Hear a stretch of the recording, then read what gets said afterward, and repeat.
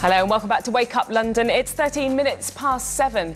Now, taxi app service Uber is banned in Germany following a court ruling yesterday. The service still operates here in London, but it remains controversial. A hearing was held by the London Assembly Transport Committee to discuss issues facing taxis in the capital. And to talk more about this, I am joined by Victoria Borwick from London Assembly Transport Committee and also Steve McNamara, who's from the Licensed Taxi Drivers Association. I'll start off with you, Victoria. So you've had a meeting yesterday. Just tell us a bit about the issues that you were actually discussing.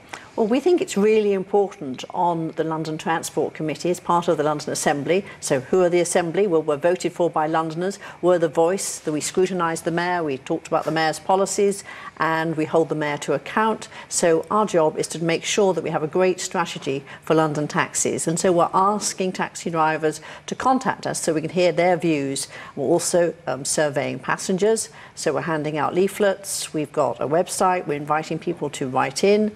And the most important point is that we want to hear from people as to how you want to take your London taxi service forward. London taxis are really important. They're an iconic brand. They're really important to London. You know, they're the disabled, accessible vehicle that we're also proud of. The drivers have the knowledge. You know, you can trust the taxi. When you see that bright orange light coming down the street, you know that's a safe vehicle to get into.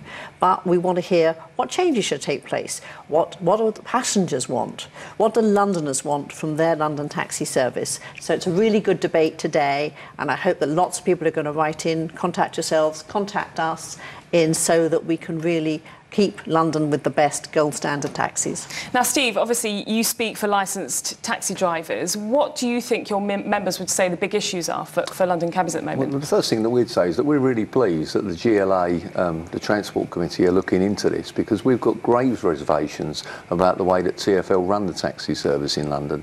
As Victoria's already told you, taxis in London are the world gold standard. We set the standard for the world. We win every award by the tourist people, by international business people, as the best taxi service in the world. I would argue that it's the best taxi service in the world despite TfL and not as a result of TfL. We've had major problems with licensing. We've got major concerns at the moment with the way they're running things down at Balestra, their headquarters at TfL. And we're really pleased that the Victoria and the GLA are looking into some of our concerns, and those are London's. Now, obviously, we haven't got TfL side of the story here, so I'm just going to move this topic on to something that a lot of people are interested in. Obviously, a lot of taxi drivers are too, and that's Uber, banned in Germany yesterday. What are your thoughts on that service? I mean, Uber's blatantly illegal in London. If you look at the private... Just tell us why. If you look at the Private Hire Vehicles Act of '98, it bans several aspects of Uber's method of operation. It's early in the morning. They use a meter. They use a computer device, an electronic device, to calculate the fare. Minicabs in London don't have meters. No other minicab firm in London, from the very big ones to the very small ones, use meters. They all operate perfectly legally. They all operate within the law. Uber's pitched up from America, bundles of money, bundles of lawyers, PR, the lot. And they're just doing what they want. And unfortunately, the regulator in London, Transport for London, have just simply kowtowed to them. That's not what's happening in Berlin and around the world. Their regulators there are regulating. They're taking a staunch position. They're saying, no, this is our laws here. If you want to come here, then you operate by our laws. It's not what's happened in London. They've been allowed to do what they want. Can I add something too on that? Please do, Victoria. The one amazing thing here is we of London spent a lot of money making our public transport accessible for all.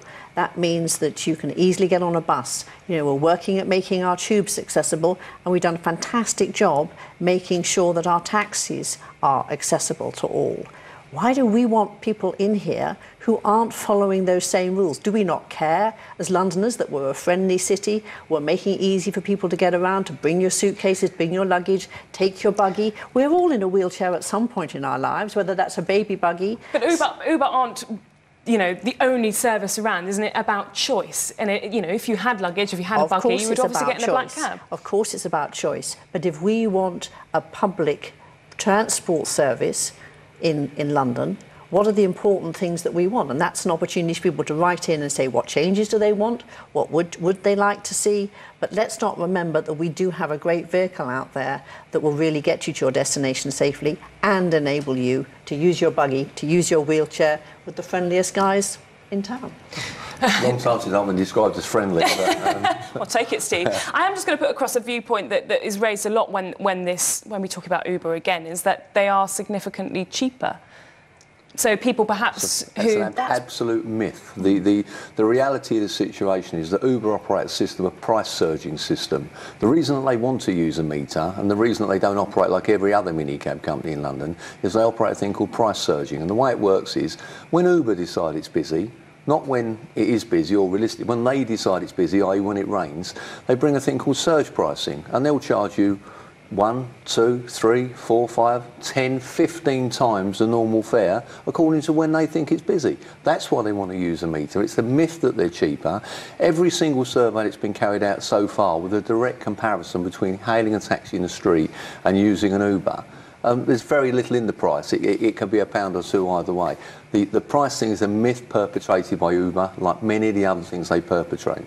OK, I will say that we were unable to get a comment from Uber this morning, but in previous press statements they said that they believe innovation and competition is good for everyone, riders and drivers, everyone wins. You cannot put the brakes on progress. But obviously a very sensitive topic. Thank you both for coming in to discuss it this morning. And of course, if you have any thoughts on the taxi service in London, what you think works brilliantly, what you'd like to see more of, you can get in touch with us, of course, at London Live, but also the GLA would like to hear from you as well.